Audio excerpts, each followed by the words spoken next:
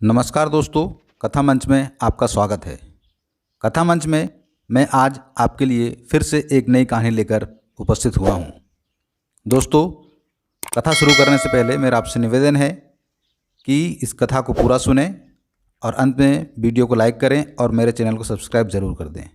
तो दोस्तों, शुरू करते हैं आज की कथा। एक समय की बात है, एक ग्राम के बाहर नज़दीक वन में एक साधु महाराज अपनी कुटिया बनाकर रहते थे। वह साधु महाराज कहाँ से आए थे, कहाँ के रहने वाले थे, इस बारे में किसी को कोई जानकारी नहीं थी। लेकिन गांव के लोगों के साथ साधु महाराज का व्यवहार अच्छा था।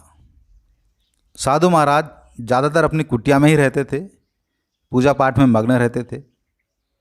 जलावन की लकड़ी और जल लाने के अलावा कभी कभी साधु महाराज गांव में राशन खरीदने के लिए चले जाते थे। बिल्कुल न्यूनतम कम से कम संसाधनों में अपना जीवन यापन करते थे। राशन के लिए भी जंगल से लकड़ियाँ इकट्ठा करते और उन्हें गांव में बेचकर राशन खरीद लेते थे। अतिरिक्त नगद कभी भी अपने पास नहीं रखते थे। एक दिन गांव से राशन लेकर लौटते समय साधु महाराज को फलों की दुकान पर खजूर की कुछ टोकरियां दिखाई दी। खजूर को देखकर साधु महाराज का मन खजूर खाने का होने लगा, लेकिन पास में रखी नगद राशन लेने में खर्च हो चुकी थी। साधु महाराज मन महसूस कर रह गए। भिक्षा वह लेते नहीं थे और उधार कभी लिया नहीं था। सो खजूर खाने की इच्छा को हृदय में ही समेटकर साधु महाराज अपनी कुटिया की ओर चल दिए। कुटिया पहुंचकर साधु महाराज ने स्नान आदि कर संध्या वंदन की तैयारी की। संध्या वंदन करते समय उन्हें खजूर की याद आ गई। टोकरियों में रखे खजूरों ने साधु महाराज को इतना विचलित कर दिया कि ठीक से संध्या वंदन भी नहीं कर सके। भोजन करने बैठे तो भी खजूर की कमी महसूस की। रात्रि में शयन के दौरान भी खजूर की तस्वीर मस्तिष्क से हटने का नाम नहीं ले रही थी।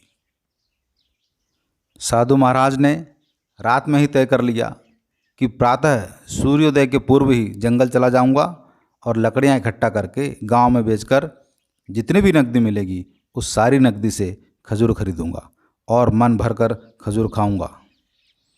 अगले दिन साधु ने ऐसा ही किया। प्रातःकाल जल्दी से जंगल में पहुँचे, लकड़ियाँ एकत्र की, गट्ठर बनाया और गांव की ओर चल दिए। गांव में पहुंचकर उन लकड़ियों को बेचकर सबसे पहले फलों की दुकान पर पहुँचे और जितनी नकदी थी उससे उन्हें खजूर की 2 टोकरी मिल गई। 2 टोकरी भर खजूर पाकर साधु महाराज खुश हो गए। मन ही मन कहने लगे कि बहुत दिनों से इच्छा हो रही थी और कल देखकर तो खजूर खाने को बिल्कुल लालायित हो गया था। चलो अब मन भर के खजूर खाऊंगा।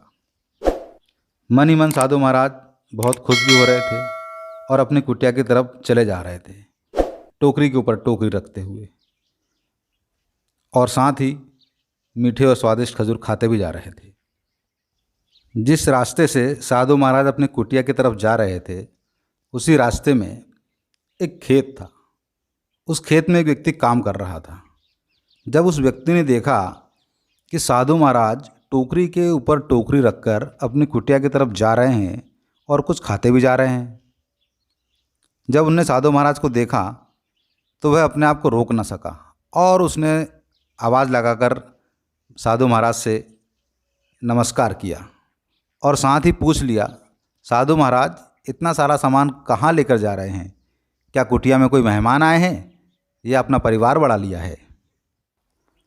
उस व्यक्ति की बात सुनकर जैसे साधु महाराज के दिमाग से खजूर का नशा ही उतर गया हो।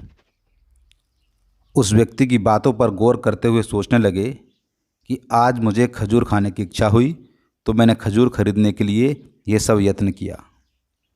कल किसी और वस्तु की इच्छा जाग जाए तो, कभी नए वस्त्रों की इच्छा जागी तो, कभी अच्छे घर की, कभी स्त्री की, कभी बच्चों की, कभी धन की। मैं तो साधु व्यक्ति हूँ, संन्यास का जीवन जी रहा हूँ। कम से कम साधनों में मुझे जीना आना चाहिए। इस तरह से तो मैं इच्छाओं का दास बन जाऊंगा। यह विचार आते ही साधु ने उस व्यक्ति को बुलाकर सारे खजूर उसे सप्रे में भेंट कर दिए और उसे धन्यवाद देते हुए कहा कि आपने मुझे इच्छाओं का दास बनने से रोक लिया। मैं कुछ समय के लिए अपने स्वाद इंद्रिय पर काबू न रख सका। ऐसा कहकर साधु महाराज अपनी कुटिया की ओर चल दिए। मित्रों, इस कहानी से हमें सीख मिलती है कि यदि हम अपनी हर इच्छा के आगे हार जाएंगे तो सदा के लिए अपनी इच्छाओं के दास बन जाएंगे। मन चंचल होता है, उसमें रह रहकर इच्छाएं उत्पन्न होती रहती हैं, जो उचित भी हो सकती हैं और अनुचित भी होती हैं। ऐसे में इच्छाओं पर नियंत्रण रखना आवश्यक है। सोच विचार कर इच्छाओं के आकलन के उपरांत ही उनकी पूर्ति के लिए हमको कदम बढ़ाने चाहिए, तभी जीवन में सफलता प्राप्त होगी। तो दोस्तों, ये थी आज की कथा। उम्मीद है आपको पसंद आई होगी। पसंद आई है तो कृपया लाइक और कमेंट करें और ऐसे ही कथा कहानियों के लिए मेरे चैनल कथा मंच को सब्सक्राइब कर दें। धन्यवाद।